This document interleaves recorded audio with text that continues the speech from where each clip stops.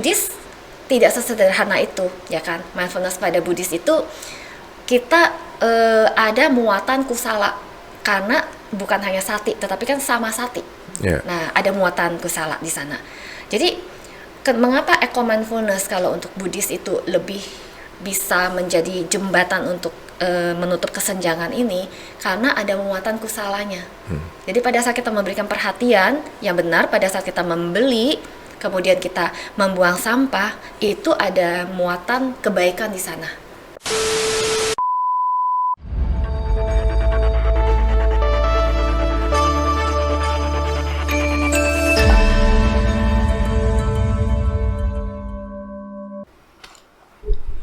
Semangat pagi, Sis atau Ci nih saya panggilnya. Sis Mariani ya. Mariani aja. Oke, Mariani. Boleh introduce sedikit memperkenalkan diri dahulu nih. Karena mungkin belum banyak yang tahu siapa Sis Mariani. Ya. Saya nama lengkapnya Mariani Chandra. Biasa dipanggilnya Marichan. Marichan ya. Iya. Film dulu ya, ada film ya. Ada kayak buku ya katanya ya. Iya. Jadi saya sehari-harinya seorang entrepreneur. Kemudian saya juga di organisasi Buddhis bagian lingkungan hidup, Kabit Lingkungan Hidup, yaitu satu divisi yang baru dibentuk kira-kira sebelum pandemi, gitu. Kemudian kegiatannya ya biasa menjadi pengurus wihara di Jembatan 2, Wihara Pitakananda namanya, dekat sekolah Dhamma Savana. Nah, kami udah di sana udah menjadi pengurus kurang lebih sekitar 15 tahun di sana. 15 tahun itu betah atau mau? Gak ada jalan lain kayaknya. Gak ada jalan lain. Gak ada yang mau soalnya. Kesempatan untuk berbuat baik lebih terbuka. Iya. Nah, tapi yang saya tertarik dengan yang tadi, Kabit Lingkungan Hidup baru dibentuk sebelum pandemi. Kenapa baru terpicu adanya kabit tersebut? Mungkin dari ketum ya, dari Bu Wenilo melihat memang ada kebutuhan itu. Karena seperti di agama lain ya, seperti mungkin Katolik itu mereka sudah ada bagian lingkungan hidup sudah sejak lama. Dan itu sepertinya itu sudah sangat diperlukan sekarang karena isu lingkungan hidup itu sudah sedemikian kencang ya, dan kita itu sebagai Buddhis itu harus ikut berpartisipasi deh dalam menjadi solusi tepatnya, menjadi solusi dalam masalah internasional, bukan hanya nasional aja. Sebetulnya masalah yang kita hadapi apaan untuk lingkungan hidup? Maksudnya bentuk-bentuknya apa? Mungkin bagi diantara kita, terutama yang Buddhis itu tidak sadar gitu loh. Ada masalah seperti itu untuk lingkungan hidup. Ya. Saya ini hanya sebagai bukan orang yang expert banget ya, untuk bagian lingkungan hidup. Jadi kalau misalnya disebut istilah ramah lingkungan, itu apa sih indikatornya, ya kan? Apa sih yang disebut ramah lingkungan? Jadi dari jurnal-jurnal itu dikatakan ada beberapa indikator untuk menyatakan seseorang itu ramah lingkungan atau tidak. Kegiatannya ya? Yang bisa diukur itu apa? Jadi itu dari namanya General Ecological Behavior. Itu pertama, dia itu ada sifat prososial dulu.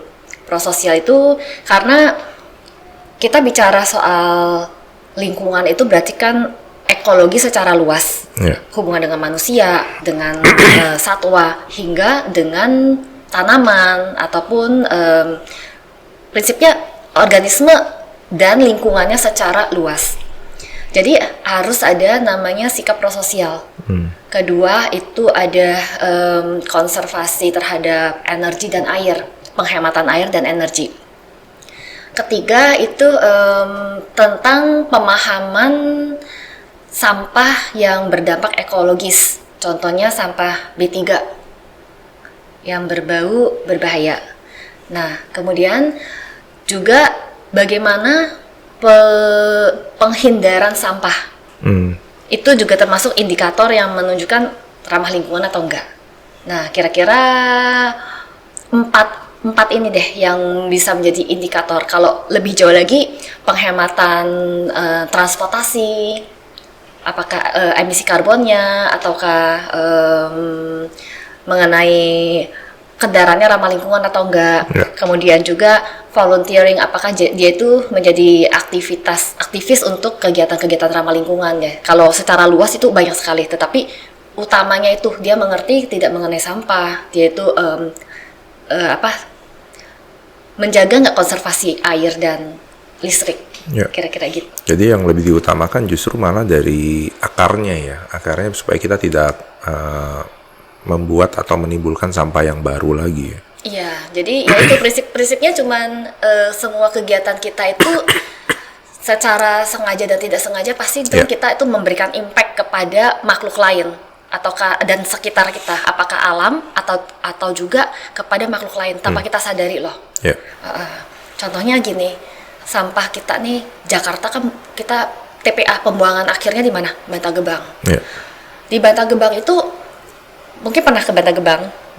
Lewat. Nah, lewat saja. Baunya sampah itu lewat saja udah bau, apalagi kalau berhenti ya. Berapa kilo itu sudah mulai bau, ya kan? Mungkin dari Google-nya itu masih 10 menit nih. Saya pernah ke sana, masih 10 menit baru nyampe ke TPA-nya. Itu sudah mulai tercium baunya. Bagaimana yang tinggal di sana ya? Iya, dan radius itu tuh banyak sekali manusia yang tinggal, ya kan? Masih banyak pabrik dan sebagainya. Itu kan secara tidak langsung, tidak sengaja kita itu sebenarnya memberikan efek itu kepada mereka yang tinggal sekitar sana. Iya, begitu. Jadi kalau bicara soal ekologi itu kan luas sekali. Tetapi itu prinsipnya organisme dan lingkungan sekitarnya. Ya. Tetapi balik ke kalau kita untuk menyadari hal tersebut, kalau tadi Sis Mariani tidak menceritakan di Bantar Gebang dengan jarak sekian kilometer sudah tercium baunya. Mungkin bagi yang mendengarkan kita dan nonton kita tuh nggak terbayangkan gitu. Ya, tapi untuk lebih dekatnya dalam keseharian kita supaya tidak menimbulkan atau menjadi ramah lingkungan, apa sih yang harus kita lakukan? Prinsipnya sih sudah lama sekali dianut ya. Itu ya cuma 3R sebenarnya. Reduce, reuse, recycle. Reduce itu mengurangi. Kalau bisa dikurangi, kita kurangin. Contohnya kita bawa botol air sendiri, berarti kita mengurangi sampah plastik dari botol. Seperti yang sekarang Anda lakukan ya. Membawa botol air sendiri. Seperti botol infus di bawah mana-mana ya. Itu reduce ya. Kemudian kalau kita bicara reuse, itu kalau sudah tidak mau kita beli, karena pada akhirnya kita tidak mungkin tidak mengkonsumsi ya bahan-bahan dari plastik, kaleng, aluminium. Kita reuse, kita gunakan kembali. Nah, pada saat kita sudah tidak bisa menggunakannya kembali, ya kita harus recycle. Jadi sebenarnya prinsipnya 3, tetapi banyak orang menanamkan tuh jadi 7. Jadi sebelum reduce ditambahin lagi rating, pikir dulu. Atau refuse, pokoknya bagaimana ditambahkan, supaya menuju ke reduce-nya itu dipikir dulu, ditolak dan sebagainya. Nah, kemudian sebelum menjadi barang yang di recycle itu ada di repair dulu, revisi. Nah, kemudian ada yang tambahkan lagi recycle itu di bawahnya recycle sebenarnya paling ujung itu adalah return to earth gitu loh. Jadi banyak saya tambahkan, tetapi prinsipnya dalam sehari-hari itu tuh cukup 3 aja. Pikir kalau 7 terlalu banyak ya kan. Tetapi prinsip itu 3, kalau 3 saja bisa dilakukan itu tuh sudah bagus banget. Ya, tapi bagaimana menyadarkan orang untuk melakukan 3 hal itu? Reuse, reduce, recycle. Karena nggak semua orang kita punya kemampuan untuk recycle. Ya, tapi kita kan banyak depo-depo yang bisa menampung. Nah, itu yang kita gunakan ya? Ya, jadi gini, yang saya lihat ya, dari membaca penelitian mengenai lingkungan hidup. Jadi ada seorang peneliti yang meneliti mengenai penelitian lingkungan hidup. 87% penelitian tentang lingkungan hidup itu adalah mengenai perilaku manusia. Mayoritas itu perilaku manusia. Jadi perilaku manusia ini mengapa selalu terjadi ada gap antara pengetahuan dengan perilaku. Di tengah-tengahnya itu apa yang terjadi, ya kan? Sehingga ya seperti ini jadi masalah kan? Behaviornya justru yang masalah. Ya, jadi gap ini kenapa tidak menjadi behavior? Behavior itu sudah tindakan. Pengetahuannya ada, behaviornya nggak ini X ya, ini Y-nya. Jadi di tengah-tengah itu ada bocor. Yeah. Ada bocor. Bocornya itu apa sih yang ada di situ? Gitu. Jadi banyak sekali penelitian yang melakukan, contohnya kayak menggunakan teori planned behavior, ya kan. Jadi dikatakan bahwa manusia itu melakukan sesuatu itu ada 3 faktor. Faktor pertama itu norma dari diri dia, kemudian norma dari masyarakat, ketiga adalah norma dari orang yang mengontrol. Contohnya, kalau kita nih lampu merah ya, kalau bawa mobil, jalannya paling cepat itu lampunya warna apa? Kuning. Merah ya, kuning dan merah. Yeah. Malah itu paling cepat Paling kan. cepat. Nah, tetapi pada saat mau menjalankan itu kan lihat ada polisi apa enggak? Yeah. Nah, begitu ada polisi, kita akan rem. Nah, itu jadi kalau misalnya kita ada tong sampah yang dibagi dengan organik, plastik, kertas ya. Kalau misalnya tidak ada denda, pasti asal ada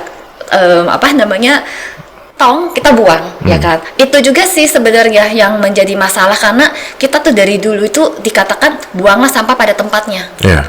Jadi yang buang juga nggak salah sih, buangnya tong sampah. Tapi itu sudah kuno, sudah tidak berlaku lagi. Sekarang buanglah sampah secara terpilah. Nah itu budaya dari dulu kan selalu buanglah sampah pada tempatnya. Yeah. Nah jadi yang buang sampah juga, saya kan buang sampah pada tempatnya, tidak salah juga gitu. Tetapi itu sudah tidak berlaku lagi sekarang, gitu. Nah, jadi teori itu mempelajari kesenjangan itu. Ternyata tidak bisa menjawab karena apa? Ada orang yang melakukan recycle, melakukan pembuatan ekoenzim untuk sampah organiknya, atau bikin kompos, kemudian memilah sampah dalam rumahnya. Nah, itu kalau misalnya lagi banjir ya, yang memilah sampah itu kena banjir nggak? Kan kena juga. Yeah. Jadi kan teori ini tidak menjawab kesenjangan itu. Jadi ada orang yang tidak usah dipantau, tidak usah dikontrol, dia bisa melakukan. Nah, sehingga banyak yang meneliti. Kemudian ada lagi teori yang mengatakan bahwa ternyata manusia itu ada 3 sifat. Yaitu 3 sifatnya itu ada namanya biosphere value, di mana dia itu menganggap bumi itu penting. Yeah. Kemudian ada altruisme, dia tuh rela berkorban. Gak apa-apa deh, aku yang ngumpulin sampahnya, aku yang cuci piring deh di wihara. Dia ada altruisme, semangatnya. Ada rela berkorban gitu loh. Dan ada yang egois gitu loh. Saya udah bayar kok, biarin aja ini. Bukan porsi saya, bukan tugas saya lagi. Nah itu ada yang menganut sifat seperti itu. Nah, yang menarik di sini adalah ternyata penelitian mengatakan bahwa mindfulness itu memicu altruisme dan biosphere value-nya. Nah, itu mindfulness itu bisa memicu. Nah, jadi mindfulness itu kan dalam Buddhis kan kita selalu diajarkan hidup berkesadaran. Ternyata itu bisa memicu. Nah, dari penelitian itu dikatakan seperti itu. Jadi kesenjangan itu tuh bisa ditutup dengan apa? Dengan mindfulness. Banyak jurnal yang mengatakan itu adalah eco-mindfulness. Oke. Gitu. Berarti hampir mirip dengan yang Thai atau Master Zen Thich Nhat Hanh yang atau disebut sebagai Thai, mengajarkan kita tentang interbeing ya. Ya, itu konsep yang sangat mengena dalam eco-mindfulness, dan mungkin itu landasan dari semuanya, interbeing, ya kan. Jadi ekologi itu kan kita mempelajari. Jadi gini, kalau dalam ilmu pengetahuan alam kita tuh dari dulu diajarkan manusia itu rantai tertinggi lah, ya kan, rantai tertinggi. Kita itu mempelajari, kita menaruh kita itu yang mempelajari, kita sebagai yang di atas daripada barang yang kita teliti, ya kan. Nah, kalau konsep interbeing itu kan tidak, jadi kita itu menyatu dengan keseluruhan. Part of yang sedang dianalisa. Nah, jadi tidak menempatkan kita itu sebagai yang di atas, tetapi kita tuh bagian yang sama ratanya dengan semua elemen yang ada di alam ini. Nah, itu bagus banget yang interbeing, yang dikatakan bahwa bunga mengandung matahari, awan, tanah, air, udara dan sebagainya. Dan bunga itu tidak muncul sendiri, dia dari munculnya non bunga. Jadi dari bibit, dari tanah, baru dia bisa menghasilkan bunga. Nah, itu tuh analogi yang sangat bagus untuk konsep eco-mindfulness. Yeah. Dan saya tertarik juga dengan 3R tadi. Kalau tidak salah di dalam Winaya Pitaka kalau tidak salah ya, itu juga cerita tentang Ananda ketika harus menerima dari Mahapajapati Gotami, dipertanyakan oleh Buddha, kenapa harus menerima jubah yang baru sedangkan jubah yang ada sekarang masih ada. Dan kemudian dianalogikan oleh Ananda adalah jubah pakaian luar menjadi pakaian dalam. Pakaian dalam bisa menjadi keset kaki. Keset kaki bisa dihancurkan untuk bisa sebagai dempul tembok atau apapun. Nah, itu artinya juga reduce, reuse, dan recycle ya. Iya, benar-benar. Berarti Buddha juga udah mengajarkan 3R. Cuman di dalam sutta memang tidak disebutkan 3R sih. Mungkin dulu belum ada plastik ya. Plastik itu kan juga ditemukan baru tahun, kalau nggak salah 1950-an ya. Jadi plastik ya? Iya, jadi plastik itu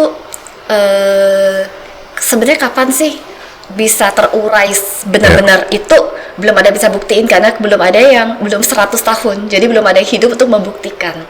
Walaupun ada yang mengatakan plastik itu akan terurai setelah 400 tahun ya? Ya, tapi kan kita belum ada yang membuktikan kan? Usianya belum 400 ya? Iya. Apakah Anda mau berusia 400 tahun? Hanya untuk pengamat itu ya? Kan tetap masih mutu, ada yang meneliti. Ya. Nah, tapi balik ke ekologi lagi. Sebagai seorang Buddhis, selain dari yang interbeing menyatakan bahwa dirinya adalah bagian dari alam semesta, sehingga harus aware terhadap biosphere value tadi, tindakannya dia memilah sampah, kan tadi cerita tentang plastik, dia adalah sebagai customer atau user dari plastik tersebut. Salah gak kalau pakai plastik? Ya, tentu saja sih tidak salah. Karena beruntung saya tidak salah pakai plastik. Karena gini, untuk membungkus makanan itu harus memenuhi kriteria food contact, ya kan. Jadi itu juga tidak even kantong dari nabati itu tidak bisa digunakan untuk food contact. Jadi kita tetap masih memerlukan, pengusaha makanan itu tetap masih memerlukan kemasan. Nah, untuk memenuhi kebutuhan konsumen yang sekarang tambah lama tambah ingin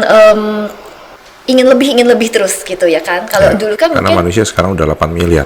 Iya. Jadi dulu kemasannya kan sederhana. Sekarang mungkin dulu kalau kita beli roti, beli biskuit misalnya kan dalam kemasan kaleng. Begitu dibuka kalengnya langsung pegang biskuitnya kan. Nah, sekarang kan manusia inginnya praktis. Saya ini kalau mau pergi ke kantor apa mau pergi jalan-jalan mau bawa cuma 10 potong. Saya harus bawa kotak lagi dan sebagainya. Akhirnya sekarang kita buka kalengnya ada kemasan-kemasan individual. Jadi itu kan nambah kemasan lagi untuk memenuhi orang-orang yang ingin membawa 2 dalam tasnya, membawa 10 dalam tasnya. Jadi kemasan-kemasan itu beraneka ragam memenuhi keinginan manusia. Kopi dulu. Kemasannya kalau nggak salah zaman saya kecil itu kemasannya itu kayak kertas kopi gitu ya kan, sebegitu sederhana. Sekarang betapa hebatnya teknologi untuk kopi sampai yang bisa tinggal dibuka yang di dip aja. Nah, jadi itu memenuhi apa? Kepraktisan manusia modern. Sehingga kemasan itu dirancang, dibuat sedemikian rupa untuk menjamin rasa lebih panjang waktunya karena distribusi. Itu jadi kemasannya tambah lama tambah tebal layersnya. Untuk menjamin barang ini tetap segar setahun kemudian. Barang ini tetap segar kalau barangnya sudah sampai ke luar negeri lewat kontainer dan sebagainya. Itu memenuhi keinginan manusia, keanekaragaman kemasan itu. Berarti root cause-nya adanya di keinginan sebetulnya. Ya, karena ya oke, kalau misalnya dibilang salah apa enggak, itu kan memang kebutuhan ya kan. Tapi kalau kita bisa memilih, kita akan memilih yang kemasannya lebih sederhana. Dan kalau sudah kita gunakan, ya kita tempat recycling, jangan dibuang ke tong sampah. Prinsipnya jangan digabruk deh. Yang sampah yang terjadi di Bantar Gebang itu adalah buntelan-buntelan sampah 70% itu dari rumah tangga. 70%? Ya, 70% itu dari rumah tangga. Dan 30% dari sampah di Bantar Gebang itu adalah organik. Artinya, kalau kita mengupas kentang, sayur dan sebagainya, terus kita buangnya pakai apa? Plastik kan? Kita menghalangi 2 hal. Pertama, kita menghalangi barang ini terkompos secara alami. Dia return to earth-nya itu kita halangin dengan plastik, ya kan? Kedua, kita mencegah plastik ini masuk ke recycle. harusnya plastik ini di rumah kita bawa ke recycle, kemudian organik ini sampah sayur-sayuran kita buatkan ekoenzim atau kita komposkan. Iya. Atau kita buang dengan kantong yang memang bisa terurai, kantong ramah lingkungan gitu. Nah, jadi kan selesai masalahnya. Sebenarnya solusinya ada gitu. Ada, semudah itu ya? Ya. Tapi kok kenapa banyak yang belum melakukan? Ya itu karena saya rasa itu konsep ya dari Buddhis itu ada jawabannya ya, konsep eco mindfulness itu. Oh gini, mungkin kalau kita bicara mindfulness, kan kata mindful itu kan dari bahasa Inggris ya kan. Contohnya kalau di MRT kan mind your step gitu kan. Jadi kata mindfulness itu kan memang dari barat ya istilahnya ya, dari barat. Jadi mindfulness dari orang barat itu sama, berkesadaran pada present time. Tapi tujuannya apa? Tujuannya kan supaya tenang, supaya lebih pada menenangkan gitu ya kan. Nah, mindfulness pada Buddhis tidak sesederhana itu ya kan. Mindfulness pada Buddhis itu kita ada muatan kusala, karena bukan hanya sati tetapi kan sama sati. Nah, ada muatan kusala di sana. Jadi mengapa eco mindfulness kalau untuk Buddhis itu lebih bisa menjadi jembatan untuk menutup kesenjangan ini, karena ada muatan kusalanya. Jadi pada saat kita memberikan perhatian yang benar, pada saat kita membeli, kemudian kita membuang sampah, itu ada muatan kebaikan di sana. Nah, kalau kita bayangin kalau saya menyampah ini berarti baunya, aku mencegah nih baunya sampah di masyarakat yang sekitar TPA. Itu aku berusaha untuk mengurangi itu misalnya. Jadi ada muatan kusala. Jadi bukan hanya mindful untuk ketenangan batin. Nah, jadi mindfulness dalam Buddhis itu tuh akarnya lebih kuat yang bisa menjawab. Nah, sehingga dalam jurnal-jurnal dikatakan itu mindfulness Buddhis itu harus ada di setiap sisi sebenarnya. Itu mindfulness Buddhis. Bukan hanya untuk kebersihan ya? Ya, jadi di setiap sisi itu, karena dia itu satu bagian dari integral 7 ruas jalan utama beruas 8. Jadi 1 dari 7, nggak bisa berdiri sendiri kan? Ya, dia integral. Iya, dari 7 yang lainnya. Iya, dan itu harus ada di semua sisi kehidupan. Nah, jadi untuk menjawab masalah sampah itu sebenarnya untuk Buddhis, buat saya mungkin ya muatan kusala itu. Kalau kita udah tahu terus kita masih melakukan, artinya kan disengaja gitu loh ya kan. Nah, kan kita pikiran adalah pelopor ya, karena itu pengetahuan, kemudian kita ada muatan kusalanya. Aku rasa itu bisa jadi jembatan untuk kesenjangan itu. Jadi yang mendengarkan kita nih kalau sampai melanggar, waduh, bukannya aku salah tapi aku salah ya. Berarti sudah. Nanti nggak ada yang mau mendengarkan kita lagi. Aduh, maaf kalau gitu ya.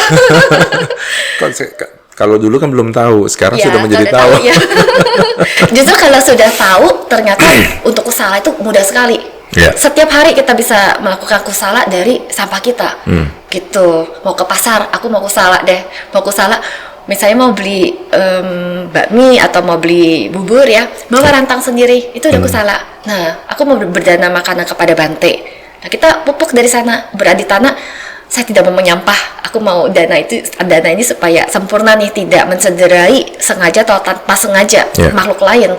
Bawa rantang, kemudian bawa keranjang, dan jadi itu sebenarnya malah kesempatan kan, karma itu pilihan, pilihan kita, bukannya harga mati kan. Nah, jadi menurut saya itu kesempatan justru buat kita itu melakukan sesuatu itu menambah poin kusala kita. Iya.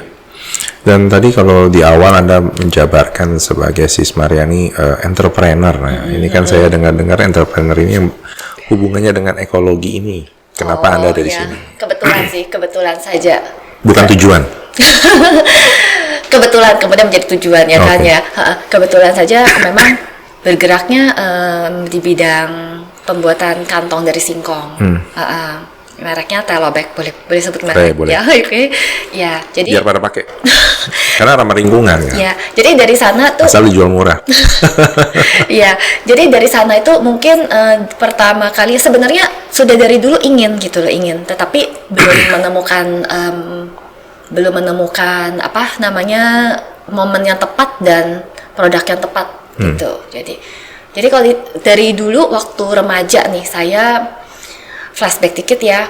Dari waktu remaja saya pernah membaca, saya lupa sih ya, itu Bobo atau mana, apa ya, majalah apa ya. Pokoknya waktu kecil tuh suka berlangganan majalah ya. Kalau remaja tuh biasa gadis. Gadis ya, berarti lebih kecil dari itu ya. Pasti di Bobo ya. Nah, kalau Bobo lebih kecil, bukan remaja kan. Oke. Saya lupa ya di mana ya. Jadi waktu kecil itu saya pernah membaca sebuah pepatah India. Itu dikatakan tuh berkesan sekali buat saya itu ya kan, masih kecil waktu itu. Dikatakan bahwa pepatah India ini untuk melindungi hutan mereka. Jadi mereka mengatakan ketika burung terakhir kamu tembak, ketika pohon terakhir kamu tebang, ketika satwa terakhir kamu buru, kamu baru sadar uang tidak bisa dimakan. Jadi pada saat semuanya sudah tidak ada, tetapi kita mendapatkan materi, uang itu bisa dimakan? Nggak bisa. Jadi mereka melindungi alamnya itu dengan pepatah itu. Nah, itu membekas sekali di hati saya gitu loh. Jadi ya kemudian ada kesempatan untuk entrepreneur untuk melakukan usaha di bidang lingkungan.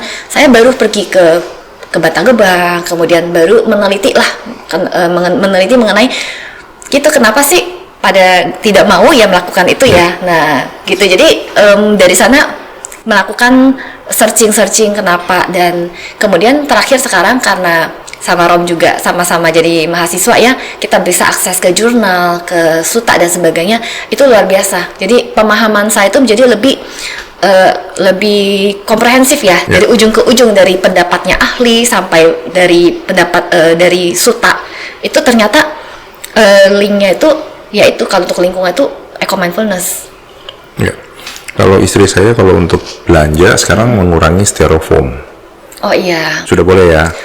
Iya, sudah boleh. Pakai kertas dibungkusnya, bukan plastik. Bawa kotak aja kenapa? Terkadang kita nggak niat lah.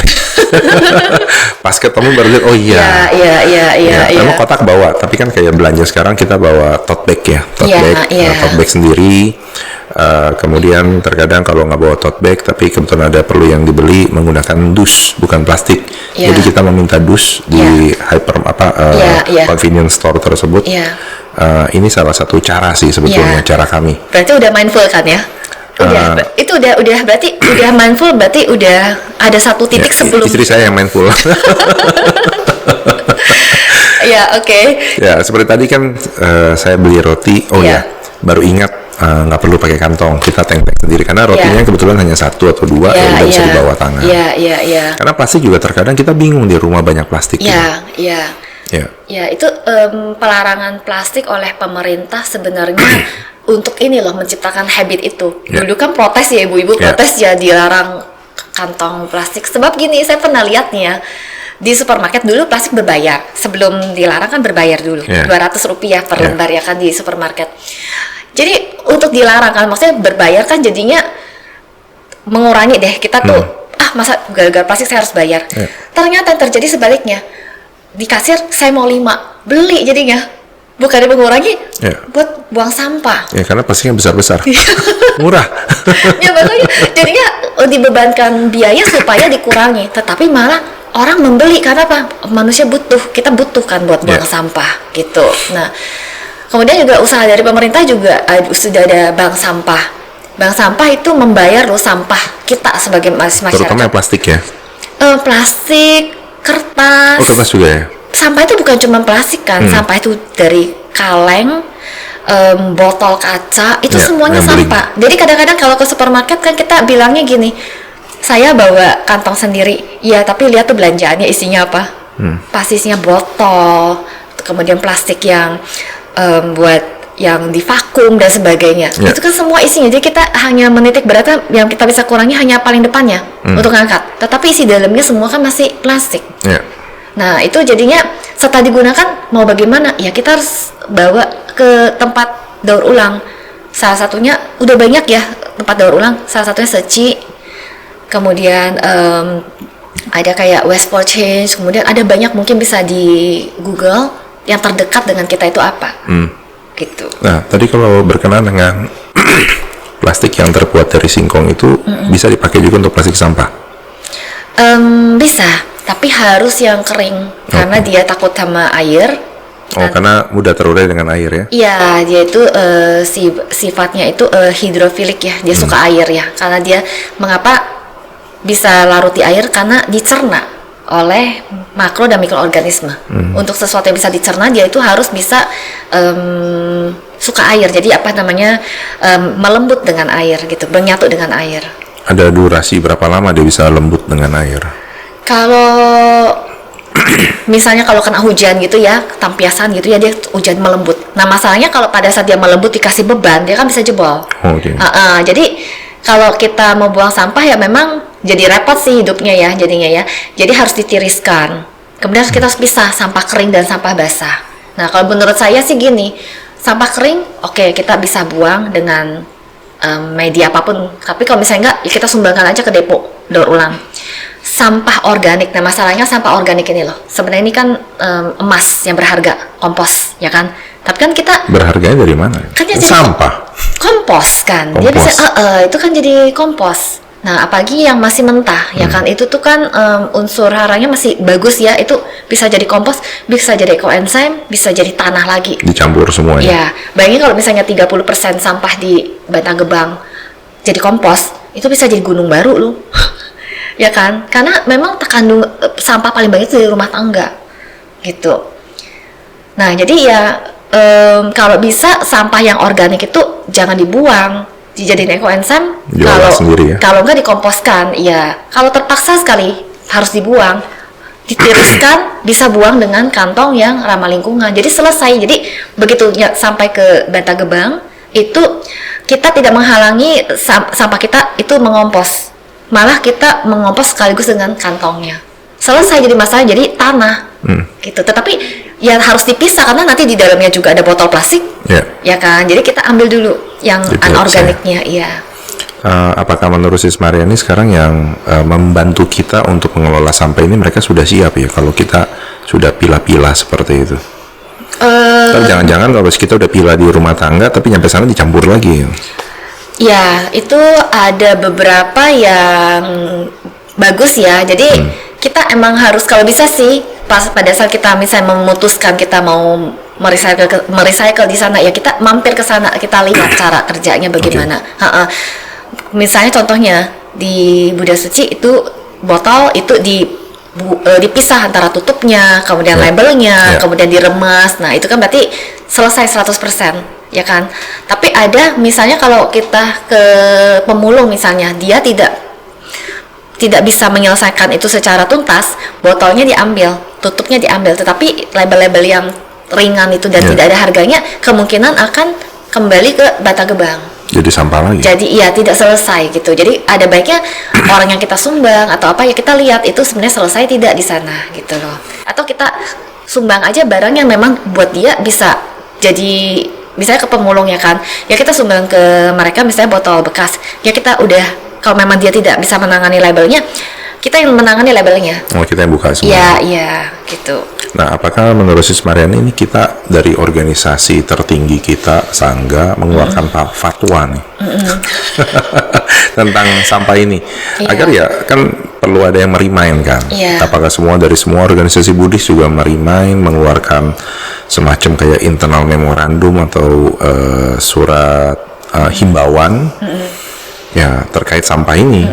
Ya karena terkadang kita sendiri nggak aware karena berpikir kan cuma saya satu doang nih yang bikin sampah. Padahal kalau satu ini yang berpikir seperti ini ada 1.000 orang, mungkin ada 100.000 orang. Kalau menurut saya sih memang penting untuk dari monastiknya itu memberikan satu seperti himbauan. Ya himbauan. Nah, tetapi himbauan itu mungkin kan kalau himbauan hanya himbauan ya, tetapi kita itu harus lihat aplikasinya dari lingkup khusus wihara contohnya, ya kan. Nah makanya kami di Wandani kita itu bergeraknya lebih pada wihara-wihara gitu loh. Jadi istilahnya bukan pada individu pribadi saja nih, individu ini saya buangnya bagaimana, tetapi dari kegiatan secara keseluruhan, kegiatan keagamaan secara keseluruhan, gitu. Contohnya Waisak, coba Waisaknya nyampah apa enggak, berapa banyak penyampahnya gitu. Nah, kebetulan di Padahal tempat, kita udah berlatih mindfulness ya. iya, tapi kan baru mindfulness ya. Aku Iya. bilang belum diberi bobot, Iya. yang belum diberi bobot dan belum berelasi dengan eko. Makanya harus eko mindfulness Iya. gitu. Jadi kalau di tempatnya kita di sekolah minggu Buddhis Pitakananda ya, tempat kita di sini itu sekarang kita kemarin Waisak kita anak-anak membawa kotak makanan sendiri di rumah. Bawa kotak makanan sendiri. Jadi perjalanan itu juga panjang karena kita lebih dari 10 tahun di sana. Jadi ceritanya pertama-tama itu kan kita ingin memberi makan lah istilahnya umat-umat setelah kebaktian, kita ingin supaya happy kan, kita makan bersama dan sebagainya ya kan. Nah, kemudian pertama-tama itu berarti sekitar lebih ya 15 tahun yang lalu ya, itu dikotak-kotakin, mika dikotakin. Misalnya mie goreng pakai mika. Itu demi efisiensi dan efektif ya. Terus sumpit. Jadi sumpitnya kemudian setelah selesai, tong sampahnya itu penuh dengan mika, penuh dengan sumpit dan plastiknya. Padahal makannya cuma nggak ada 10 menit, ya kan? Dan ini biaya karena waktu itu aku hitung biaya untuk membeli itu perlengkapan mika dan sebagainya itu mungkin setara dengan 2 atau 3 kilo telur. Jadi kita sebenarnya kalau kita tidak ini kita bisa menambah makanannya gitu loh. Bisa jadi telur dan bisa dinikmati daripada sekarang kan jadi sampah. Nah, kemudian beralih jadinya. Jadi prasmanan. Happy, semuanya happy karena yang mau nambah bisa ya kan? Mau nambah bisa dan sebagainya. Muncul masalah baru, siapa yang cuci piring? Ya kan, nah seperti itu ya. Jadi siapa yang cuci piring? Akhirnya ibu-ibu cuci piring. Nah, kemudian ada juga setelah kalau banyak sekali ya, kita adalah tenaga-tenaga asisten yang membantu cuci piring. Tapi lama-lama nggak efisien. Nggak efisien kenapa? Karena yang cuci piring ini jadinya pulangnya jam 3 sore, jam 2 sore, menunggu piringnya kering. Selesai semua. Karena piring itu kalau dilap itu mau berapa banyak kain lap. Kita harus ditumpukin dulu, terus kemudian dia harus mengering sendiri, separuh kering baru kita lap. Kalau dia masih basah sekali, kain lapnya harus berapa banyak, ya kan? Nah, itu jadinya akhirnya itu masalah juga, karena jadi pulang dari wihara bisa jam 3 jam 4 sore, gitu. Belum lagi gelas, belum lagi sendok, kan sebanyak itu barangnya. Nah, kemudian berubah caranya, menjadi beli kotak. Jadi umat-umat itu punya, kita sebutnya ompreng, bawa ompreng pulang nanti. Itu nama saya waktu masih kecil, nama alatnya itu disebut ompreng. Ompreng, iya.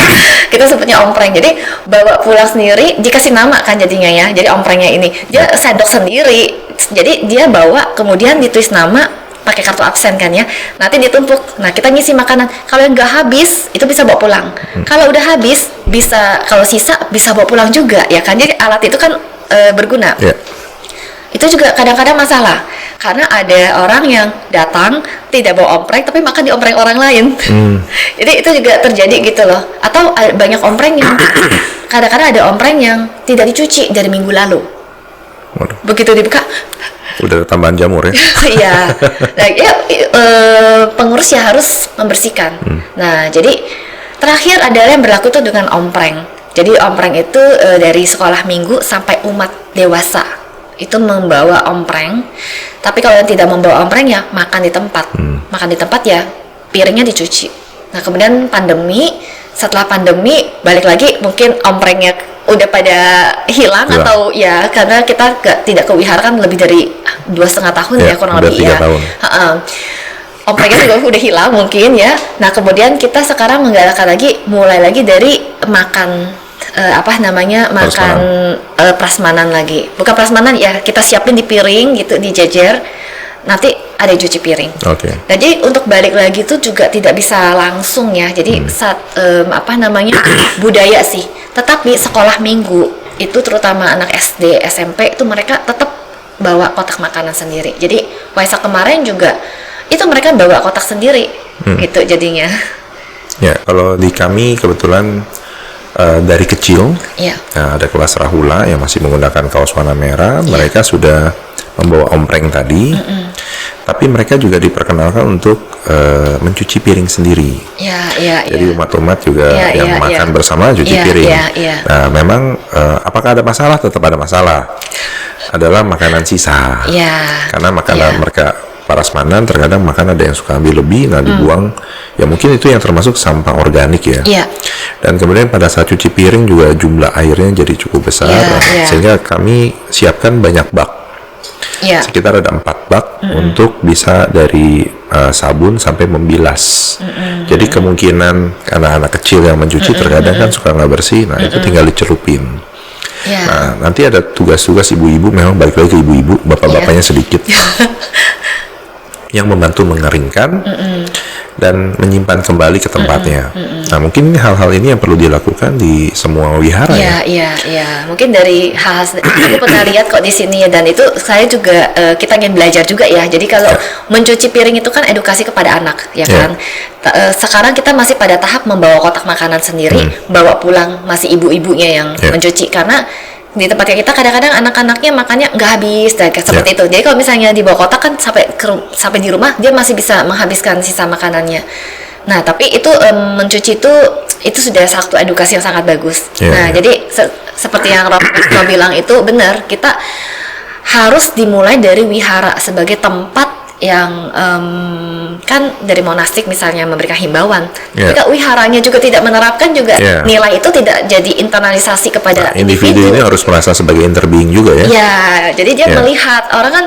Jadi aku lihat dari penelitian orang itu ya dikatakan kesenjangan itu sebenarnya karena apa? Karena individu tidak pernah melihat hal-hal yang luar biasa, contohnya melihat ikan-ikan mati gitu misalnya, kan kadang-kadang kan suka ada kejadian alam ya, ikan-ikannya mati semua, atau melihat sampah yang menggunung. Nah, kita kalau tidak pernah melihat itu tidak ada shock terapi.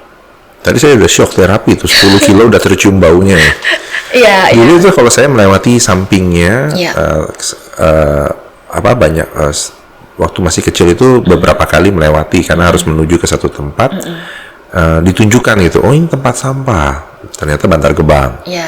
Tapi ya karena lewatnya sangat dekat, jadi memang tercium baunya, walaupun jendela ditutup di mobil. Tapi kalau tadi ceritakan sampai 10 kiloan atau berapa kilo, atau 10 menit ya, udah tercium baunya. Ini kan satu shock terapi juga untuk belum yang merasakan. Mungkin dalam Kresno kecil tuh umur berapa? Umur 7-8 tahun lah, 7-8 tahun berarti itu berapa tahun yang lalu? Berarti tahun 80-an. Tahun 80-an berarti ketahuan dah umur saya. Sengaja. Jadi itu 30 tahun yang lalu. Bayangkan Jakarta itu satu hari 300 truk sampah kali 30 tahun. Ya, bukan 30 sih, 40 tahun yang lalu. Tahunnya. 40 tahun yang lalu dikali satu hari 300 truk sampah. Otomatis timbunan dulu sama timbunannya sekarang itu jauh sekali. Sekarang kan juga waktu berita di tahun 2022 dikatakan kita sudah nggak punya tempat buang sampah lagi nih Jakarta nih, kan? Sempat dihentikan. Akhirnya ditambah 7,5 hektar hanya untuk menampung sampah Jakarta. Bayangin aja baunya bagaimana? Kalau segini aja udah segini bau ya. Kalau ditambah 7,5 hektar lagi, otomatis radiusnya itu kan tambah banyak, tambah besar radius yang terkena impact ini. Kalau yang belum bisa membayangkan, nanti bisa di search TPA Bantar Gebang ya. Nah, biar bisa dari yang kita bicarakan visualisasinya lebih tersampaikan. Kita kalau di rumah ada satu truk sampah lewat aja udah buru-buru kabur ya, bau kan ya, ada truk sampah misalnya ngangkut sampah di rumah kita itu udah bau. Bayangin aja kalau di sana itu tuh baunya sudah tidak bisa dilukiskan ya. Itu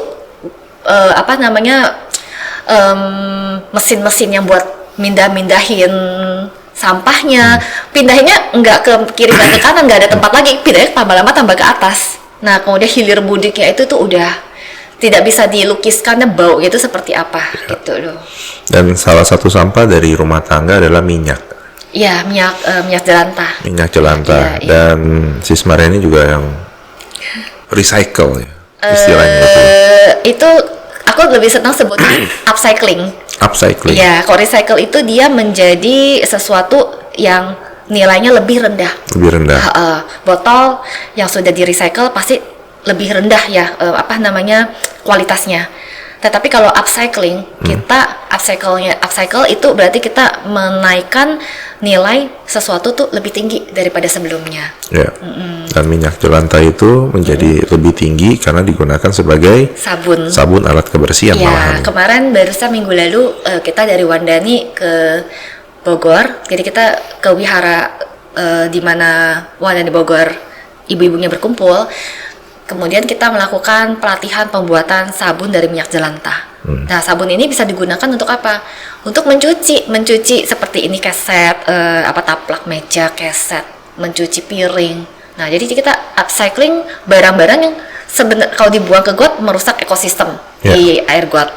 Nanti mengalir kan kemana? Ke laut kan. Nanti ke laut ke ikan. Ikannya dia makan siapa?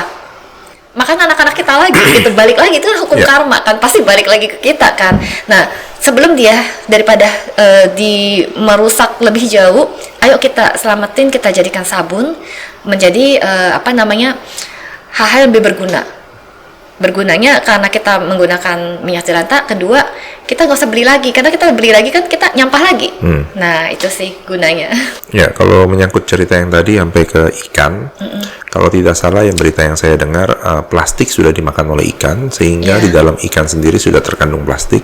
Mungkin plastik yang sudah sempat terurai, cuman belum hancur atau belum sisa-sisa pengelolaannya, tapi itu yang jadi dimakan oleh ikan.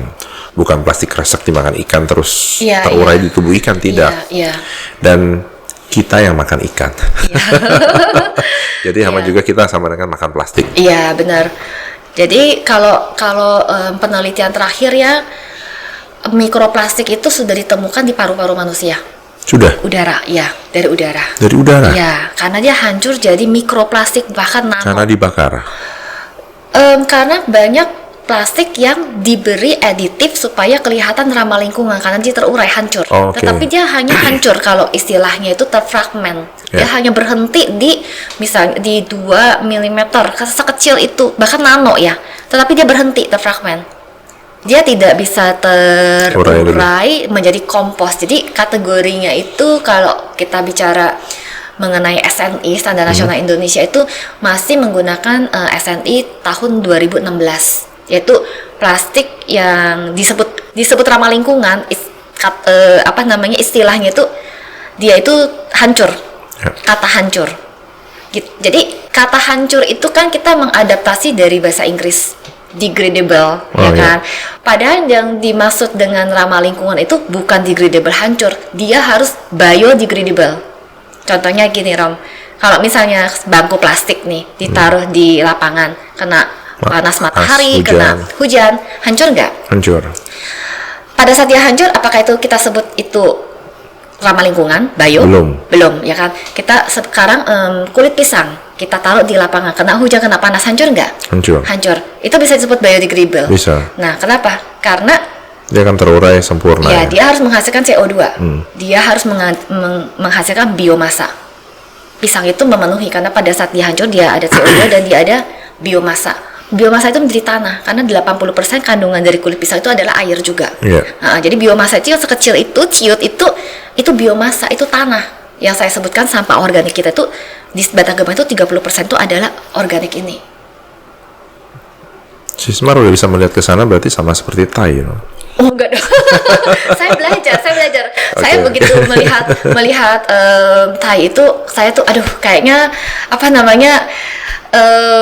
bahagia banget ya. Gata sebuah gata dari Thai itu yang mengatakan bahwa gini, dalam sepiring nasi, jadi doa makan ya, dalam sepiring nasi saya melihat keseluruhan semesta mendukung eksistensi tubuh saya. Jadi kelangsungan hidup kita itu didukung oleh sedemikian banyak, dari matahari, air, udara, makhluk hidup yang lain. Jadi saya melihat makanan aja, aku melihat semua semesta saya. Semesta ini yang mendukung hidup saya.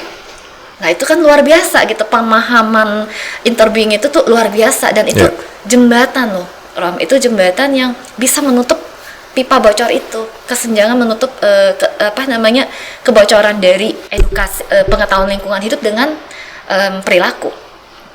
Gitu.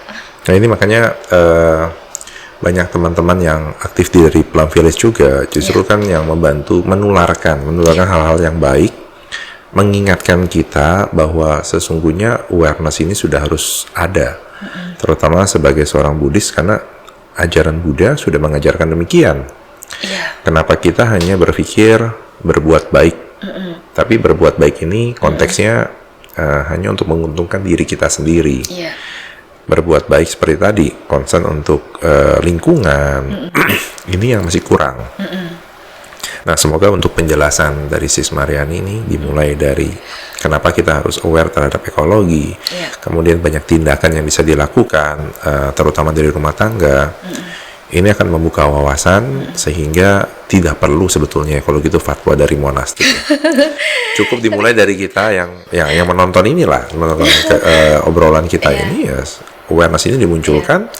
Kenapa harus berbuat ini? Seperti tadi, bahwa ini akan mengarahkan kepada kusala cita kita. Mungkin ada satu tambahan ya yang membuat saya itu kayak seperti hal luar biasa Buddha. Buddha dalam waktu pencapaian penerangan 7 minggu kedua itu menghabiskan waktu dengan menatap pohon bodhi tanpa kedip sebagai ucapan terima kasih kepada pohon bodhi yang sudah menaunginya selama pertapaan. Nah, itu Buddha sudah memberikan contoh loh, sebatang pohon, interbeingnya, sebatang pohon memberikan jasa, sedangkan kita menganggap pohon itu bukan makhluk biasa saja. Itu berterima kasih loh. Seorang Buddha begitu mencapai penerangan sempurna, dia terima kasih pada semuanya, pada termasuk pohon yang melindungi dari panas dan hujan. Itu interbeing banget ya kan. Dan contoh teladan, kalau kita lihat itu buset ya, seorang Buddha ya bisa memberikan contoh seperti itu. Penghormatan. Walaupun dulu belum ada 3R ya, tetapi itu konsepnya yang kita mungkin harus lihat, keteladanan Buddha menghormati alam setara gitu loh. Jadi bukan hanya manusia atau bukan hanya manusia aja, tetapi kepada alam sebegitunya seorang Buddha. Ini contoh seorang Buddha yang harusnya ini juga contoh untuk kita ya. Iya, begitu sederhana kan, seperti kepada rumah kita. Nah itu kan pohon itu kan yang melindungi dari panas dan hujan. Terkadang pohon dianggap wah ini nggak berguna, sehingga ada yang banyak ditebang, dan kemudian kalau banyak yang melihat penebangan biasa, karena kita terbiasa melihat banyak pohon yang ditebang, ini jadi biasa saja. Padahal efeknya adalah kadar CO2 akan semakin meningkat karena nggak ada yang mengikat kan, dan untuk dirubah menjadi O2-nya. Baik, wah menarik sekali nih Sis Mariani. Nanti kita perlu ada lawan bicara lagi nih untuk terkait dengan ekologi dan terutama dengan interbeingnya. Terima kasih kehadirannya. Semoga diskusi kecil kita ini bisa membawa cahaya kebijaksanaan. Sesuai acara adalah kegiatan kita ini Light of Wisdom. Jadi banyak yang terinspirasi, terutama yang di rumah tangga, termasuk saya sih. Karena saya punya rumah tangga. Saya juga belajar loh, sebenarnya masih belajar, masih belum yang tidak menyampah sama sekali. Tetapi kayak mengurangi. Ada muncul rasa bersalah aja, itu tuh sudah satu jalan menuju pencerahan. Itu istri saya, karena merasa styrofoam ini akan lebih susah gitu untuk diurai. Jadi ketika kalau kita ada kesempatan untuk memilih, jangan pakai styrofoam. Itu berbahaya, bukan hanya terurai aja, buat tubuh kita juga berbahaya. Karena kan apalagi kalau kena makanan panas kan. Baik, terima kasih Sis Mariani atas kehadirannya. Semoga bermanfaat diskusi kita. Thank you. Namo Sayang Adi Budaya, Namo Budaya.